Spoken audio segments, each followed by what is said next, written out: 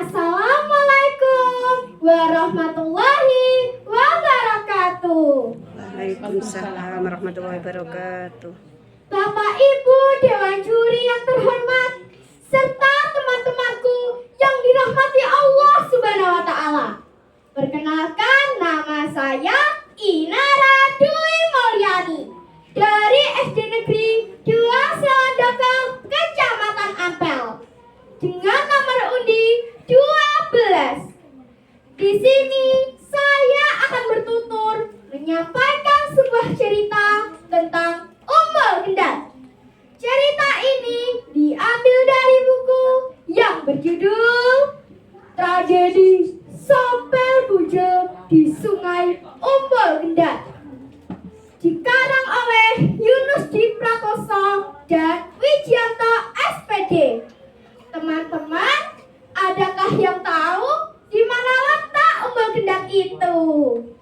Iya, betul. Tepatnya di Dukah Plumban, Pengging, Banyudono, Kabupaten Boyolali.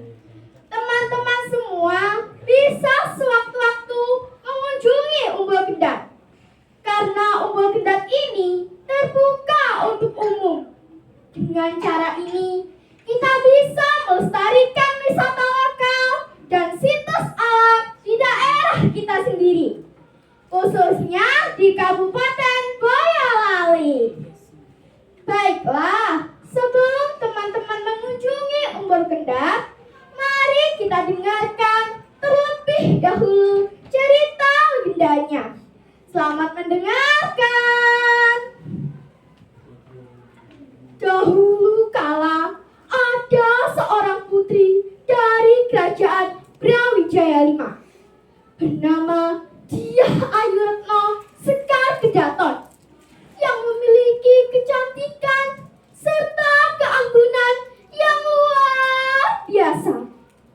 Sang putri tengah melarikan diri dari keraton karena tidak mau dinikahkan oleh pangeran pilihan dari ayahandanya, atas dasar tujuan politik untuk memperluas wilayah kerajaan Brawijaya.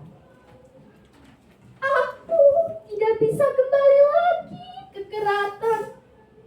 Aku harus pergi. Aku tidak mau dijodohkan oleh ayahanda Prabu, ucap lirih sang putri sambil terus berjalan menyusuri sepanjang aliran air sungai yang mengalir jernih. Gemericik suaranya bagaikan lantunan tembang alam yang sangat indah. Namun semua itu tidak bisa menghilangkan perasaan gundah sang putri yang tengah melarikan diri. Hatinya hancur, pikirannya gelisah, air matanya tidak henti-hentinya menetes.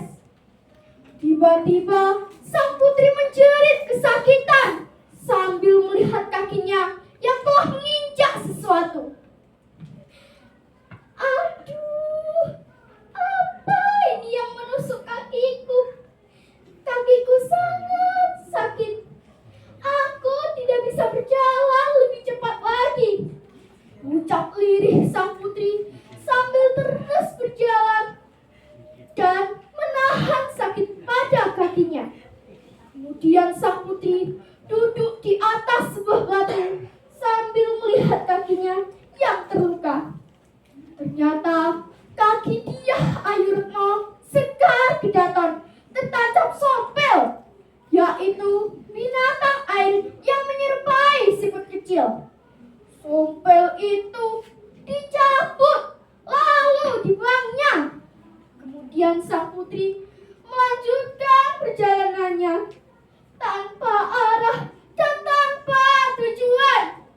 Dia hanya ingin cepat-cepat jauh dari keraton, tempat tinggalnya selama ini. Tak lama kemudian, sang putri sampai di tempat yang asing baginya. Dengan jalan tertatih-tatih, menahan sakit pada kakinya, dia memasuki sebuah pendopo. Seketika orang-orang yang berada di dalam pendopo tersebut tercengang dan terkejut. Kemudian ada salah satu dari mereka yang kelihatannya ia seorang ningrat yang sedang bersama para abdi dalamnya. Ia lalu bertanya pada sang putri, "Wahai putri, saya perhatikan engkau seperti seorang putri keraton. Siapakah sebenarnya dirimu?" Tanya pemuda tersebut dengan berwibawa.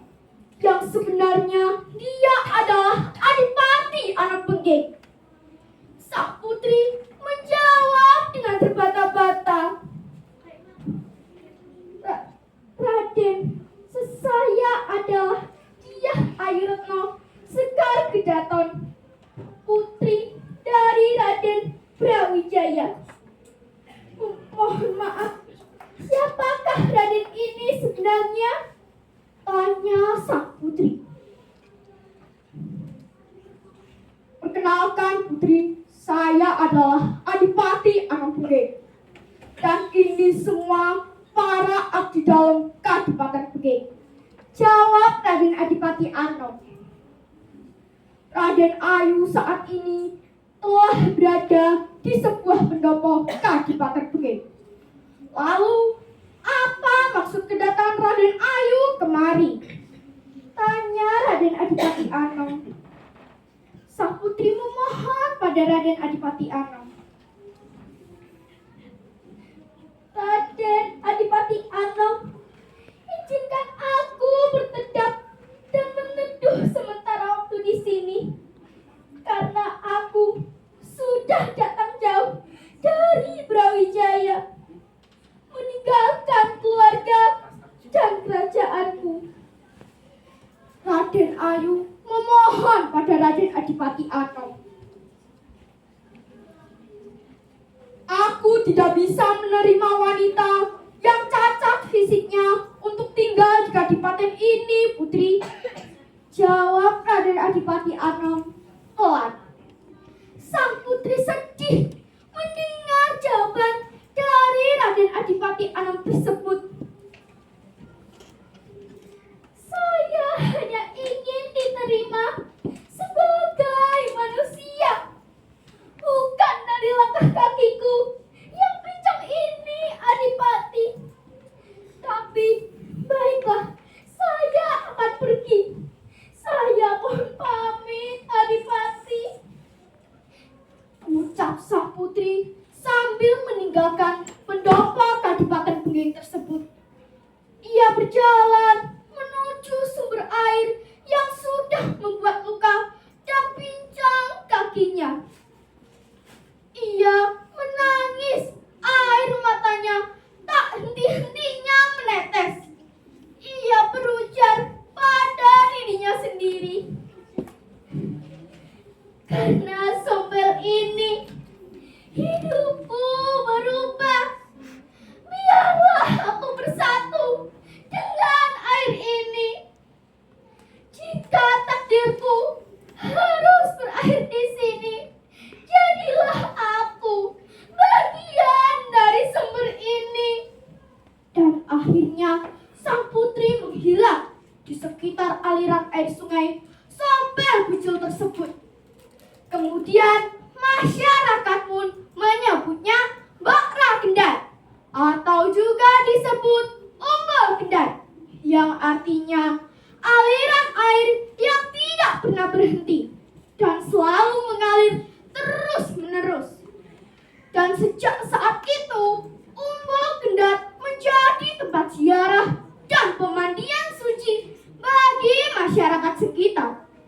Bahkan luar daerah Pengging dan juga luar daerah Kabupaten Boyolali. Jalan-jalan ke Pasar Ampel. Cakep. Ternyata sampai di Boyolali. Cakep. Jadi Sompel Bujul menarik sekali. Cukup sekian teman-teman cerita yang bisa saya sampaikan. Bila ada salah kata, salah ucap, mohon dimaafkan. Wassalamualaikum warahmatullahi